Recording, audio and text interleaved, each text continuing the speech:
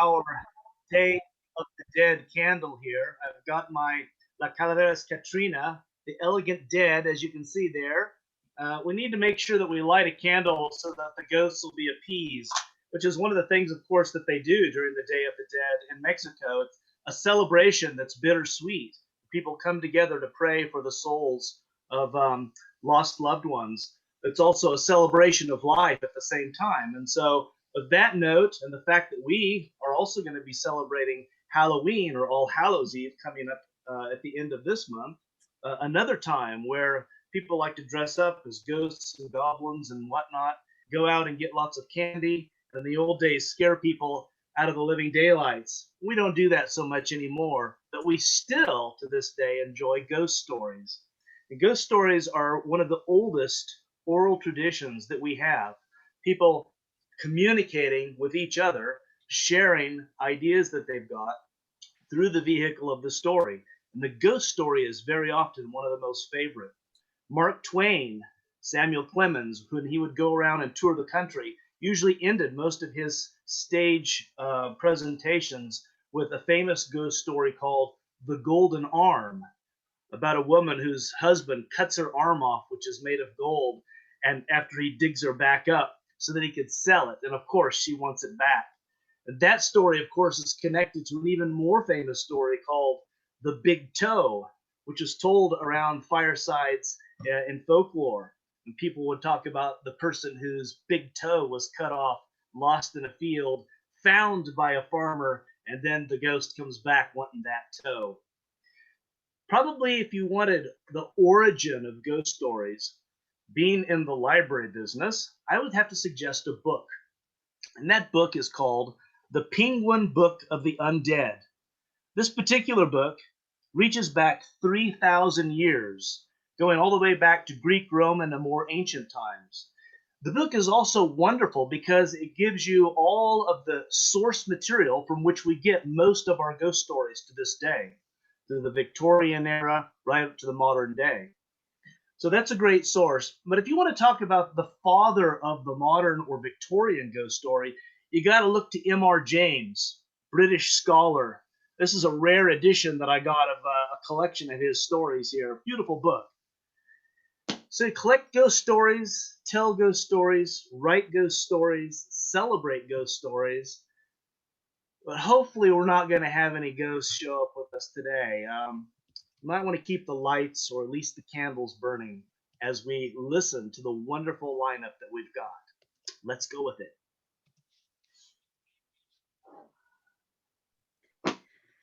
So I guess I'm up first. Yeah, I'm up first. So the poem I'd like to share with you today is called The Spider and the Fly by Mary Howitt. And this was published in 1828. And it's kind of like a cautionary tale for children.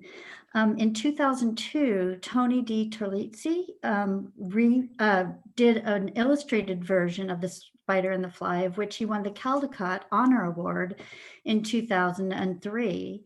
And you might know him better for his books, The Spiderwick Chronicles and The Search for Wandla, but his version of The Spider and the Fly is when I first became familiar with this poem. So this is The Spider and the Fly. Will you walk into my parlor, said the spider to the fly, 'tis the prettiest little parlor that ever you did spy. The way into my parlor is up a winding stair, and I've many curious things to show when you are there. Oh, no, no, said the little fly, to ask me is in vain, for who goes up your winding stair can ne'er come down again. I'm sure you must be weary, dear, with soaring up so high. Will you rest upon my little bed? Said the spider to the fly. There are pretty curtains drawn around, the sheets are fine and thin, and if you like to rest a while, I'll snugly tuck you in. Oh, no, no, said the little fly, for I've often heard it said, they never, never wake again who sleep upon your bed. Said the cunning spider to the fly, dear friend, what can I do to prove the warm affection I've always felt for you? I have within my pantry good store, that's all that's nice. I'm sure you're very welcome. Will you please to take a slice? Oh, no, no, said the little fly. Kind sir, that cannot be. I've heard what's in your pantry, and I do not wish to see.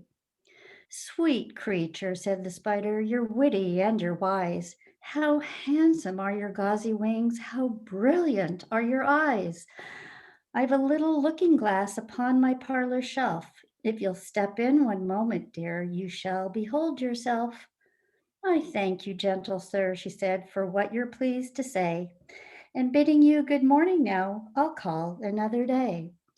The spider turned him round about and went into his den, for well he knew the silly fly would soon come back again.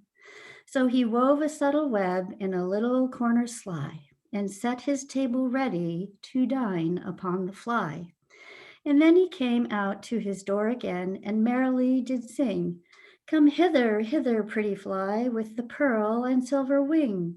Your robes are green and purple, there's a crest upon your head. Your eyes are like the diamond bright, but mine are dull as lead. Alas, alas, how very soon this silly little fly, hearing his wily flattering words, came slowly flitting by.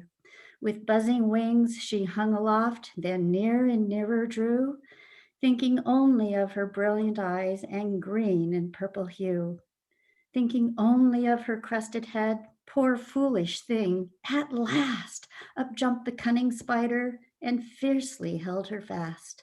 He dragged her up his winding stair into his dismal den within his little parlor, but she ne'er came out again.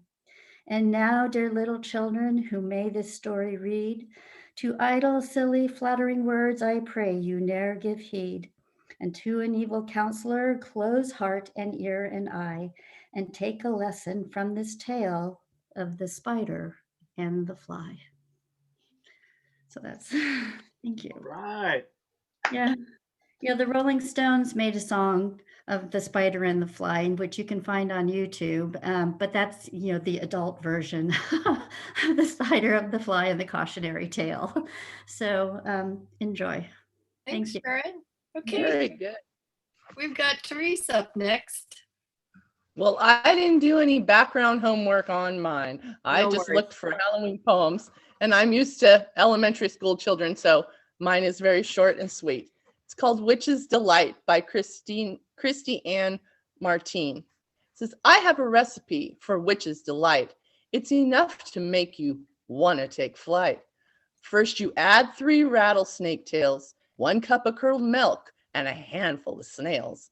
Mix it in a bucket, stir with a mop, then boil for 1 hour until slimy slop. Sprinkle with bugs and leave overnight, and in the morning you'll have quite a fright, for there's nothing as ghastly as witch's delight. Sounds delicious.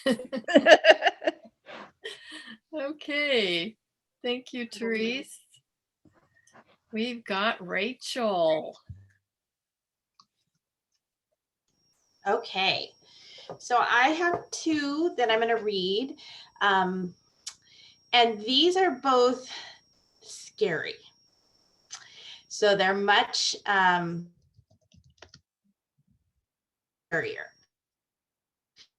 And definitely not the kind of fun side of Halloween. So just an FYI, especially in deference to little ears who might be out there, just to be at the ready, mummy. Right? So the first one is from Gloria Anzaldua's Borderlands, La Frontera. And it is called My Black Angelus. In the night, I hear her soft whimper, wild masses of hair rustling in the silence. Una mujer vaga en la noche, anda errante con las almas de los muertos. Ahí, ahí, ahí. She is crying for the dead child, the lover gone, the lover not yet come. Her grito splinters the night. Fear drenches me. I stink of carrion. She turns upwind, tracking me. Her teeth reflect the fire from her rouged eyes.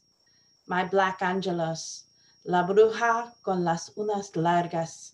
I hear her at the door.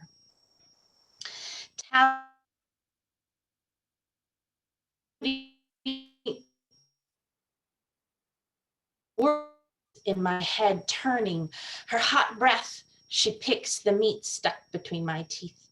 With her snake tongue, sucks the lint from my lungs. With her long black nails, plucks lice from my hair.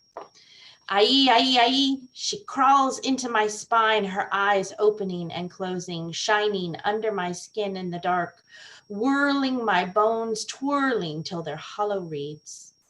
Ai, una mujer vaga en la noche, anda arante con los muertos. We sweep through the street, con el viento corremos. We roam with the souls of the dead.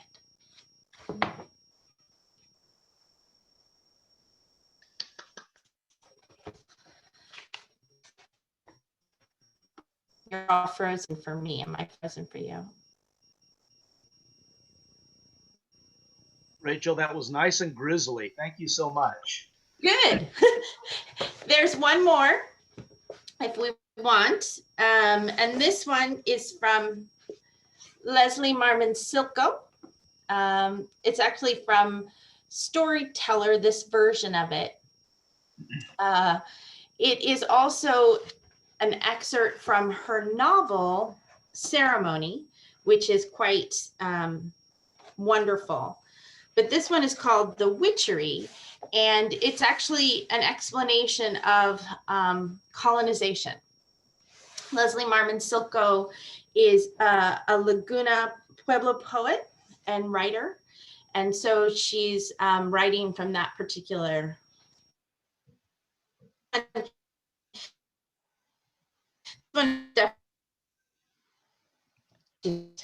to be ready. Finally, there was only one who hadn't showed off charms or powers. The witch stood in the shadows beyond the fire, and no one ever knew which this witch came from, which tribe, or if it was a woman or a man. But the important thing was this witch didn't show off any dark thunder charcoals or red ant hill beads. This one just told them to listen. What I have is a story. At first they all laughed, but the witch said, okay, go ahead and laugh if you want to. But as I tell the story, it will begin to happen. Set in motion now, set in motion by our witchery to work for us. Caves across the ocean, in the caves of dark hills, white-skinned people like the belly of a fish covered with hair. Then they grow away from the earth, and they grow away from the sun, and then they grow away from the plants and animals. They see no life, and when they look, they see only objects. The world is a dead thing for them. The trees and rivers are not alive. The mountains and stones are not alive. The deer and bear are objects. They see no life. They fear. They fear the world. They destroy what they fear. They fear themselves. The wind will blow them across the ocean, thousands of them in giant boats swimming like larvae out of a crushed anthill. And they will carry objects which can shoot death faster than the eye can see. And they will kill the things they fear, all the animals, and the people will starve. They will poison the water, they will spin the water away, and there will be drought, and the people will starve. They will fear what they find, they will fear the people, they kill what they fear. Entire villages will be wiped out. They will slaughter whole tribes, corpses for us, blood for us, killing, killing, killing, killing. And those they do not kill will die anyway.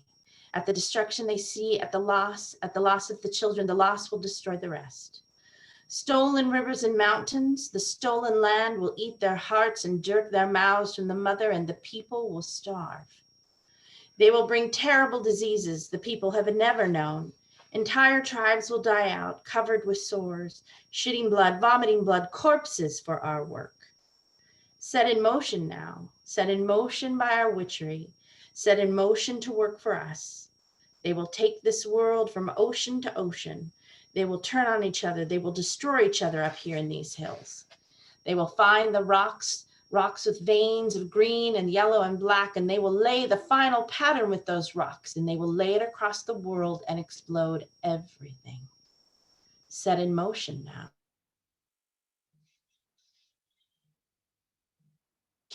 Objects to work for us, objects to act for us, performing the witchery, for suffering, for torment, for the skillborn, the deformed, the sterile, the dead, whirling, whirling, whirling, whirling.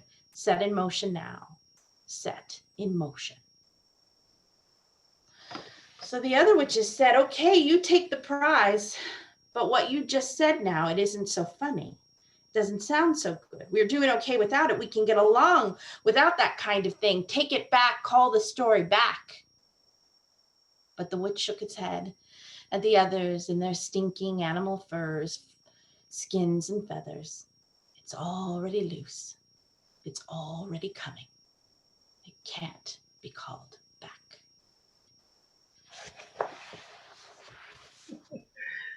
Rachel, thank you so much for that upbeat 2020. Killing. Ooh, Rachel, Bringing you it. This is You don't ever Rachel, get to play any character in The Shining ever. Rachel is a great reader. She really is. Thank you. Okay, now we've got Marcia. Okay, well, mine is there's a little bit of killing, but it's very tiny amount. It's Lewis Carroll. You know, he's the author of Alice in Wonderland, and like a lot of writers, like James Joyce or Tolkien, I never pronounce his name right, but he makes up words, and I want to just read a little piece about how to decode some of the words before I actually read the poem. So there's a little prose thing, and then I'm going to read the poem. So this is Alice sort of looking to get some advice on how to read poetry from Humpty Dumpty. You'll remember he's a fellow, as a giant egg, sits on a wall, has a great fall. Okay, you know his story. You seem very clever at explaining words, sir, said Alice. Would you kindly tell me the meaning of the poem called Jabberwocky?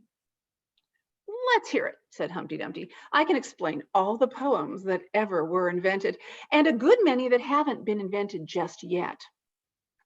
This sounded very hopeful, so Alice repeated the first verse.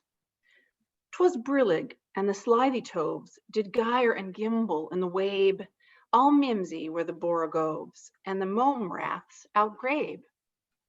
That's enough to begin with, Humpty Dumpty interrupted. There are plenty of hard words there. Brillig means 4 o'clock in the afternoon, the time you begin broiling things for dinner. That'll do very well, said Alice. And slithy? Well, slithy means lithe and slimy. Lithe is the same as active. You see, it's like a portmanteau. There are two meanings packed up into one word. I see it now, said Alice thoughtfully. And what are toves? Well, toves are something like badgers. They're something like lizards, and they're something like corkscrews.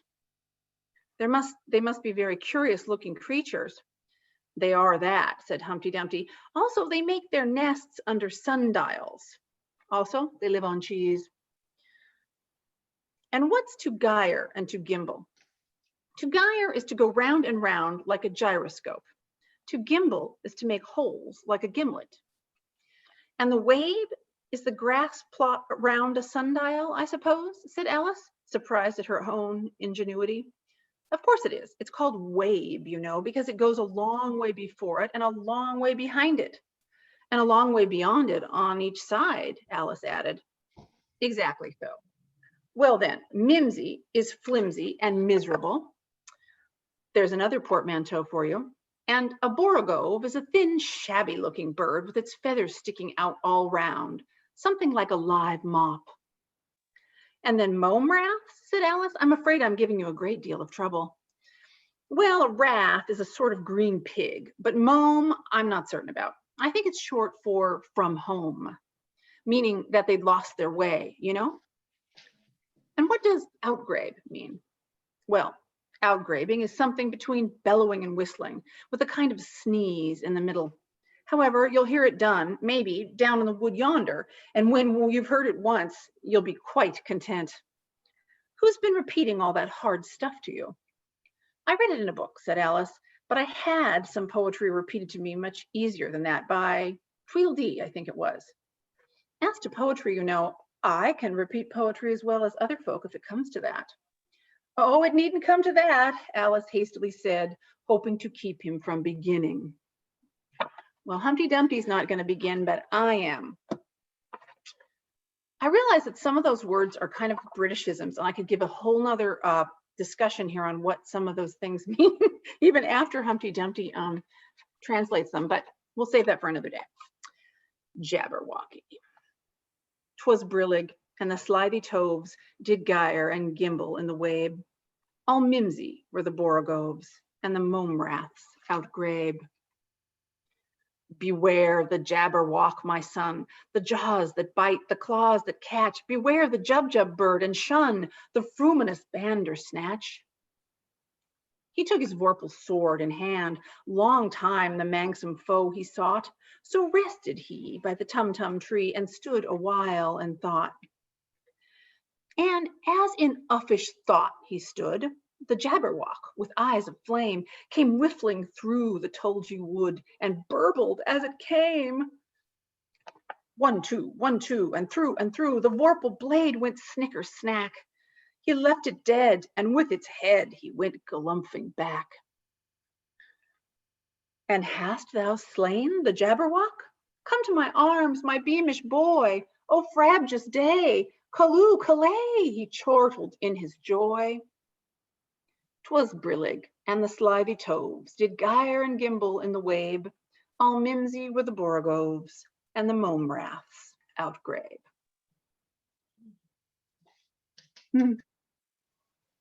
Yay. Great job, Marcia. And that explanatory one first was helpful for some of us. So, Marcia, I have to tell you, when I was 10 years old and my sister was 8, we were filmed using Super 8 film, playing this whole poem out up in the mountains where I was raised. And Nice. I don't know where it's at. A gal who was really into history had it made, and so it's somewhere out there. Awesome. I love the vorpal blade. Did you get to do the vorpal blade? Oh yeah, I had a wooden sword that went sneaking Oh, snack. Definitely. Awesome. Well done. Okay, thanks. Okay, Shay, I've got Black Cat. So maybe your daughter, I'm sorry, what was her name? What's your name? Brennan? Brennan? Mm-hmm. You want to sing it with me? You know Black Cat, Black Cat? Mm-mm. Okay. Okay, it's a nurse, kind of a children's rhyme, and I have 2 versions of it. It's very, very short. Black cat, looking for a witch. All around the night is dark as pitch. You can see me 'cause your eyes are green. Black cat, this is Halloween. Okay, and I'll sing the other version. So you've never heard that. Okay, I guess it's an oldie. It's very similar. Black cat, looking for a witch. All around the night is dark as pitch. I can see you 'cause your eyes are green. Black cat, this is Halloween. Yay. Okay. All righty, let's see. I've lost my list. Who's next? Susan. That was great singing, Denise. Yeah, I've right. never heard you sing. You won't hear it again. No, that was great. I think you should sing more often. Hello, everybody. So I chose a poem by Louise Gluck, a poet I like a lot, and she recently won the 2020 Nobel Prize for Literature. And then this is a little factoid in case you ever go on Jeopardy. You never know, this might be something that you need to know. Her father helped invent the X-Acto knife. And so I thought that was interesting. But the poem is All Hallows by Louise Gluck. Even now, this landscape is assembling. The hills darken. The oxen sleep in their blue yoke, the fields having been picked clean, the sheaves bound evenly and piled at the roadside, among cinquefoil as the toothed moon rises. This is the barrenness of harvest or pestilence, and the wife leaning out the window with her hand extended as in payment, and the seeds distinct, gold, calling, come here, little one. And the soul creeps out of the tree. That's it. All right, Susan. Very eerie. That is creepy. Okay, settle in. We are going to have Don read his own creation, a ghost tale. This will be about a 10-minute read. Take it away, Don. Well, when I heard that Denise and Susan wanted to do this, I thought, well, we've got to at least have a ghost story as well as all this great poetry. So I sat down, and it took me about a month, but I cranked this one out, and I hope you guys enjoy it. It is not made for little ears, but that's good, because little ears love to have gruesome, gory things read to them. All right, folks, listen up. This is called A Tell Me Quick Ghost Story. The room stunk. Not stunk as in lousy, but stink stunk. Breathing in little wisps, Andy just caught the odor. It wasn't an obvious stink like empty tuna cans and blackening banana peels stewing in the garbage. But it didn't smell moldy either, like under a leaky kitchen sink. Nope, it was a different smell. Sweet, almost like a bouquet of flowers. Dead ones. In fact, Andy knew the smell. He remembered it. A year or so before they moved, a mouse got trapped behind his parents' bedroom wall. Zooming along a crawl space, it must have dropped between the drywall, like those stories of rats falling from a hot dog factory ceiling into a meat grinder. The mouse rustled and clawed around all night until Andy's peace-loving dad, Herbert, screamed, "Shut up, shut up, shut up!"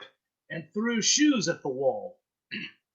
But the mouse never seemed to tire, and the pattern of its scratching continued night after night until one day, Dad called Andy into the bedroom. Dad knelt in front of the mouse wall, unscrewing the plastic plate covering an electrical socket. A brown paper sack sat on the floor next to him. "Got a little surprise for Mr. Mouse today, son," Dad said, sweat dripping off his nose as he worked the screwdriver. "Open that bag." Inside the bag was a green Bic lighter and a package that looked like it had AA batteries inside. Andy studied the package. Atlas Chemical Company, Gopher Bombs, Poison, followed by a cartoon rodent, belly up, paws in the air with little X's for eyes. "Bombs?" Andy asked. "Yes, sirree, Bob. Gopher bombs," Dad said, gently pulling the socket out so it dangled by red and white wires. "You're gonna blow him up? What about the wall?" Dad shook his head vigorously as he tore open the package, removing a little battery-looking bomb. "No, not blow him up, though I sure wanted to last night." He handed Andy the lighter, a hungry smile plastered across his face. "You do the honors, son. Light her up." Andy flicked the lighter. A voice drifted from the living room. "Herbert, Herbert, what are you doing to that mouse?" "Mom," Andy whispered. Dad licked his lips, his slightly bloodshot eyes glancing toward the door. "Nothing this little devil doesn't deserve," he hollered. "We're just fixing the problem here, honey, so don't worry about it." "Why don't you just let it alone?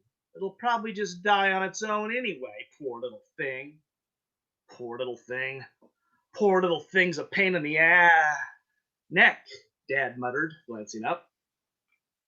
At that moment, from behind the wall, scritch, scratch, scritch, scritch, scratch. They listened, then raised their heads slowly until they were nearly nose to nose. A muscle twitched in Dad's cheek. "Light it," he said. After a few flicks, the lighter sparked into flame. Andy touched it to the little fuse sticking out of the bomb. "Fire in the hole," Dad said, showing all his teeth like a jack-o'-lantern, and dropped the bomb in. Andy stuck his fingers in his ears. Nothing happened. No firecracker boom, only a pause. Then curls of smoke drifted out of the electrical socket. "See? Kills them with poison smoke," Dad explained, coughing. The smoke thickened, pouring out and stinking like rotten eggs. Dad leapt to his feet, ran to the bedroom window, sliding it open with a bang. "Better head outside for a bit, son, until it clears," he shouted. "We got him, though. You betcha we got him." "Herbert? Herbert, what's that smell? Herbert!" Well, they got him all right, but the smoke wasn't the end of it. A few days later, the mouse started to rot. The smell made you gag. Deep, rank, cloying was the word Mom used. Dad used other words. Well, they finally hired a guy to cut into the wall and remove the mouse, and the guy got the body, dropped it, swollen like a dandelion puffball, into a black trash bag. And then, with a disgusted look, he reached back into the hole and brought out the gopher bomb, a burned, blackened stub. So, maybe it's a dead mouse. Andy scanned the bedroom walls. The plaster had a few spider-fine cracks in it, but no holes, maybe below the floorboards? He shifted his weight from side to side.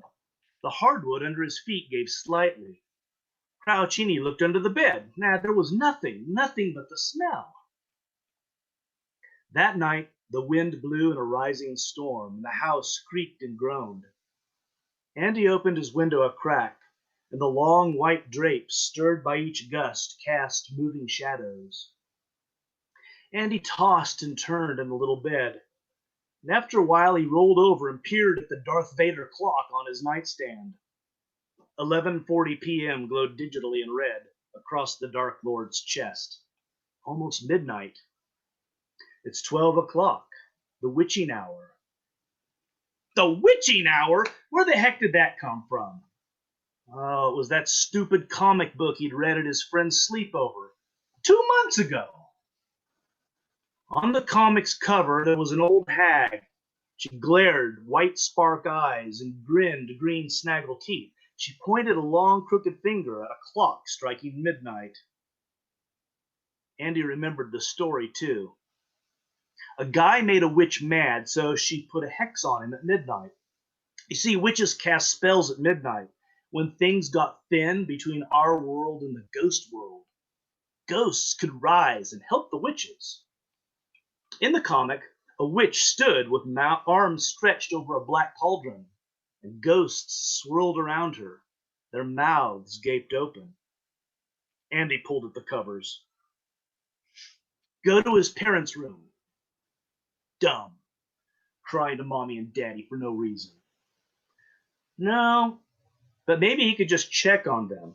Hey, adults sometimes checked on kids. Why couldn't he check on his parents? It's quite a ways to go. Get out of bed, go up the stairs, go through the living room, go down that long hall to his parents' room, way down in the end. And boxes stacked everywhere, too. He'd need a flashlight. That was still packed somewhere in the boxes. Everything's still packed. Even some of the furniture is still draped in sheets. Why cover chairs with sheets? Dust, that was it. They didn't want to get dust on stuff, so they covered them with sheets. Andy listened to the wind and imagined it blowing the sheets. He pulled the covers up to his eyes, then over his head. It felt better underneath, like a tent. He made just enough of an opening so he could breathe, and then he closed his eyes and began to count. And before he reached 200, he fell asleep.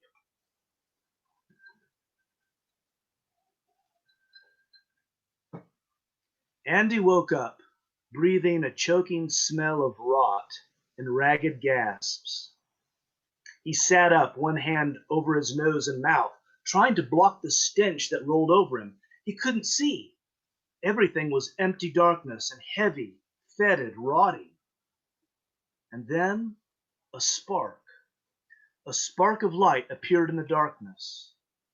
The spark grew to an oval, like a little moon that hung hovering a few feet away. The light bobbed and drifted lazily towards him, taking shape until he saw that the moon was a face, the pale face of a child asleep. The face of the sleeping child drew closer until it rested inches from his own. It was a boy, younger than Andy, with nose, lips, and chin like sculpted alabaster. Eyelids, dark with swept lashes, closed in sleep. And then the lids snapped open to eye sockets, empty as burial pits. The next morning, Andy dug through the boxes until he found his flashlight, and the batteries were almost dead. The flashlight emitted a weak brownish beam, and he struck the light, then he stuck it in his pocket, then he went out in the backyard, and then he sat moodily in the swing set. The rusty chains suspended a cracked seat, and it was still wet from the night's rain, but he ignored the damp patch in the swing and patch that it made in his pants, and he thought about the face. Moments after the face had opened its eyes, it disappeared, and so did the rotten smell. Andy had leapt out of bed and ran upstairs to his parents' room, but he didn't go in and wake them. He stood for a moment in front of their bedroom door, listening. And then he slept on the couch and covered himself with one of the dust sheets. A dream had to be it. That stupid comic book, the dead mouse, the smell. He must have imagined the whole thing. Had to be. Andy glanced around the yard. Besides the rusty swing set, there was nothing to see, just an elm tree, a rusted-out wheelbarrow, and there was a ton of ivy growing everywhere. The ivy, glistening with raindrops, climbed the house. Dark green tentacles swarmed the walls right to the roof. Bored with the ivy and sick of the wet swing seat, Andy decided to go back inside, and that's when he saw the little door. The ivy didn't quite hide the door that led under the house. At some point, someone had pulled the clinging vine free, and Andy tore off even more, and then he pulled the door half open.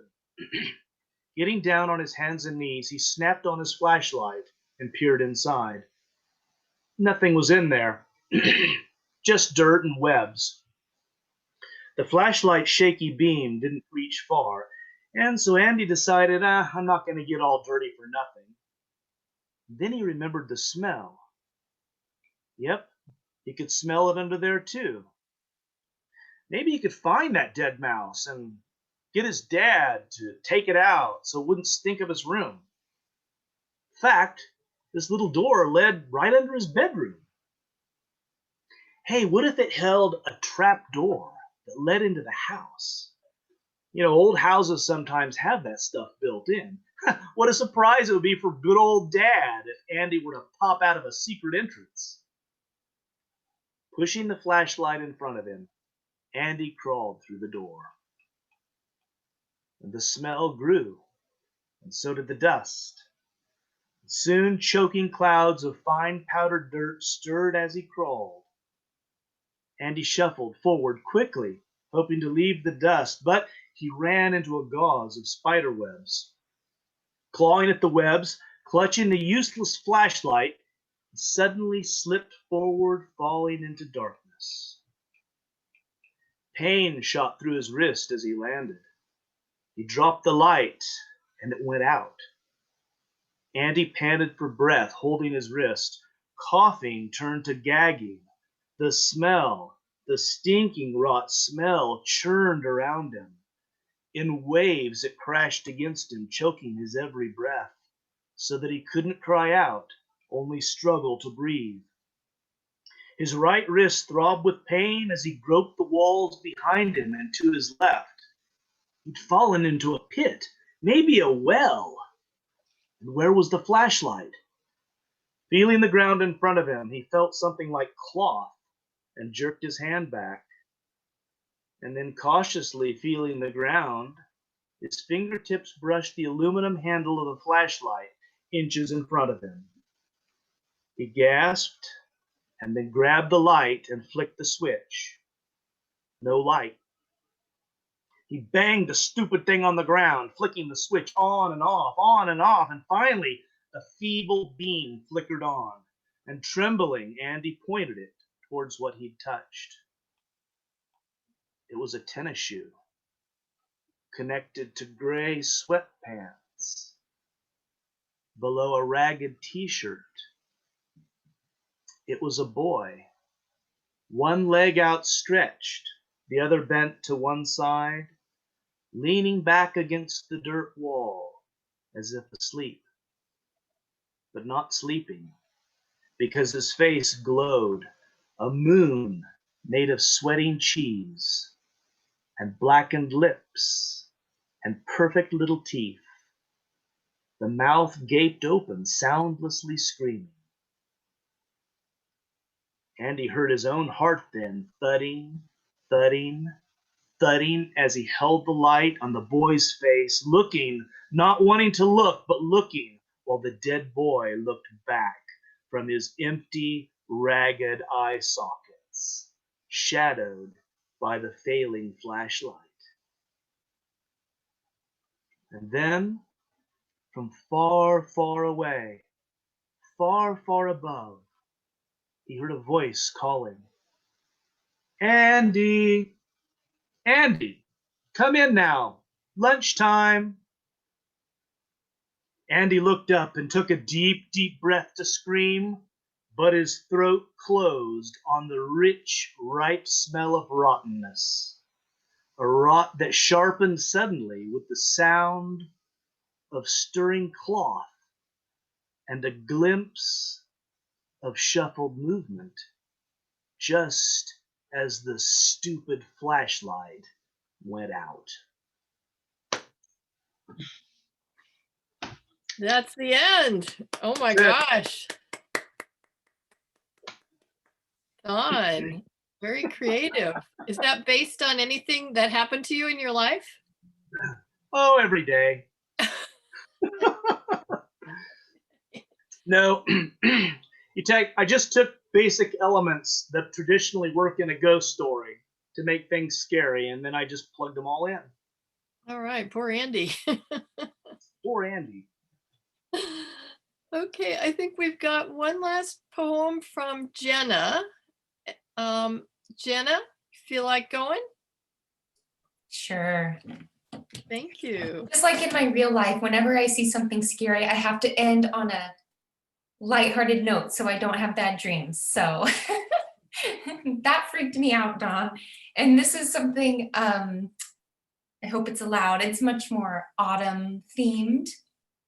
Like so many of us, I am homeschooling my son right now, and we've been talking about the changing of the leaves and how and why that happens. So this is on that same vein. The poem is titled October's Party by George Cooper. October gave a party, the leaves by hundreds came, the chestnuts, oaks, and maples, and leaves of every name. The sunshine spread a carpet, and everything was grand. Miss Weather led the dancing, Professor Wind the band. The chestnuts came in yellow, the oaks in crimson dressed. The lovely Mrs. Maple in scarlet looked her best. All balanced to their partners and gaily fluttered by. The sight was like a rainbow, new fallen from the sky.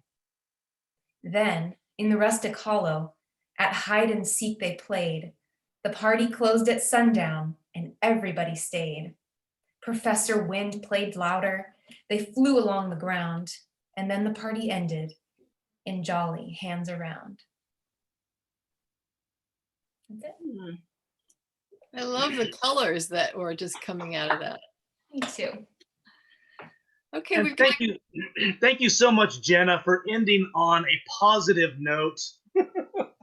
Well, and you know, we can squeeze in one or two last ones if anybody else. Mark, I know you like poetry. Claire, anybody else? Any of our students? A short little, Susan's got another one, I know. I've got a short one. Go for it. I'll even turn my video on maybe. This is, ooh, scary. Bad lighting. It's a kind of a seasonal poem like Jenna's, relating to one of the most common activities around my household in October. And also, I think, can serve as a reminder that what is monstrous might just be a matter of perspective. It's called Mammoth. This is by Robert Wrigley.